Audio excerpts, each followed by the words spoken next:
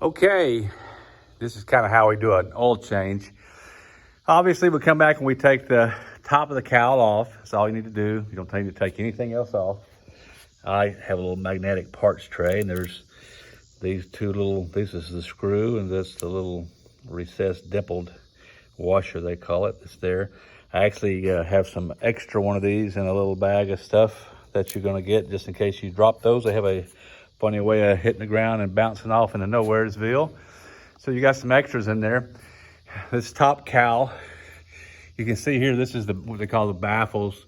This is a rubber baffle here. This is a rubber baffle. This is all rubber.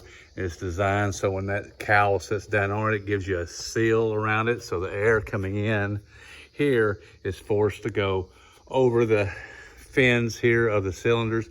And this is the oil cooler back here. So that air then comes up, goes across here, takes the heat with it, goes through the oil cooler, and then obviously comes out the back of the oil cooler here. So one of the things I do in changing the oil, and then, so when you take these out, just lift the top cowl piece nicely, just straight up. It'll go down like this. It'll go into here, and when you put it back on, you just bring it back down here and put it over there so that this is on the rubbers on the inside of it, just like that, and it'll overlap it. You got a screw that goes in here. And I just be careful and make sure the back is not up over here. You know, some people put a strip of tape around here if you're worried about maybe scratching it if you get it down. I just make sure I keep it forward, go very easy, and then put it down in here. Loosen up the dipstick. You'll need it out anyway, but make sure you loosen it so it'll drain better. Then what I do is you can go down to Lowe's or Home Depot or anywhere and just get you some flexible rubber hose with a 3/8 inch diameter, inside diameter, okay?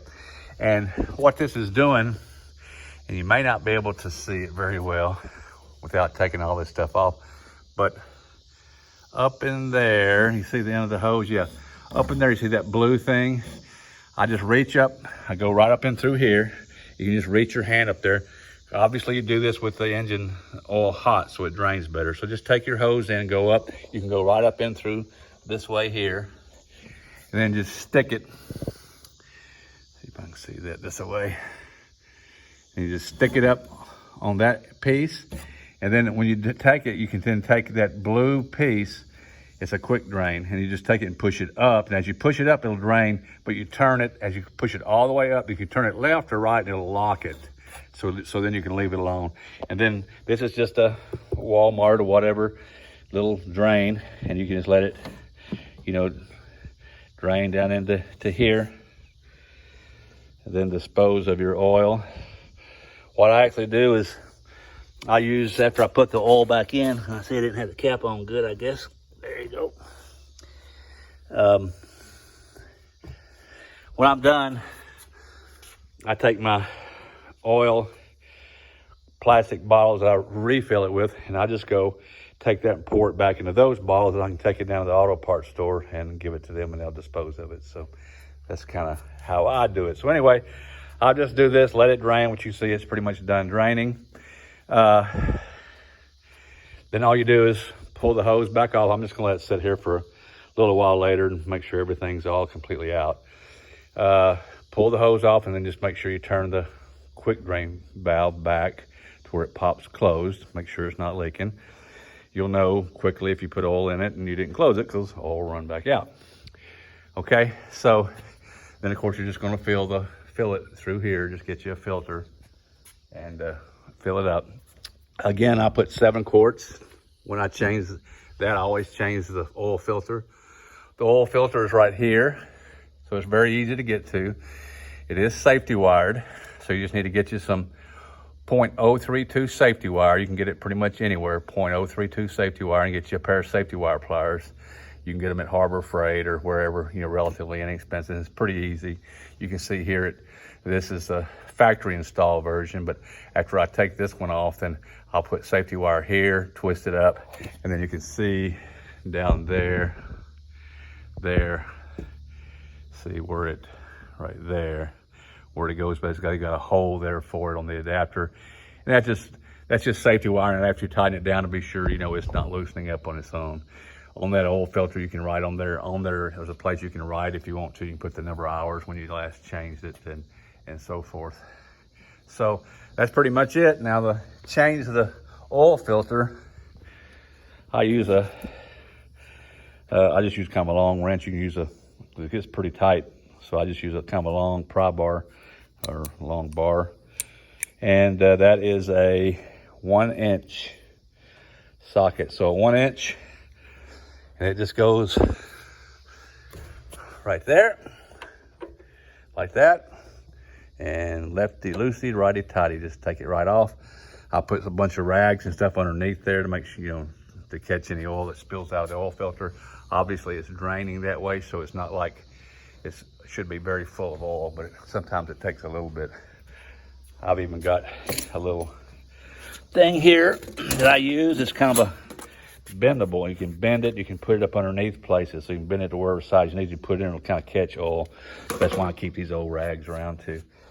For the oil filter, which this is all listed in the stuff I sent you, but this is the oil filter we're using.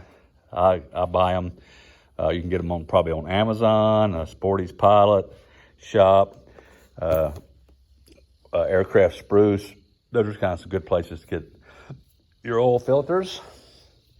And again, the oil is the break-in oil, which we're using is you can see here, this is a Aeroshell 100. And I think I've still got the best prices off of Amazon, but same thing, Sporty's Pilots.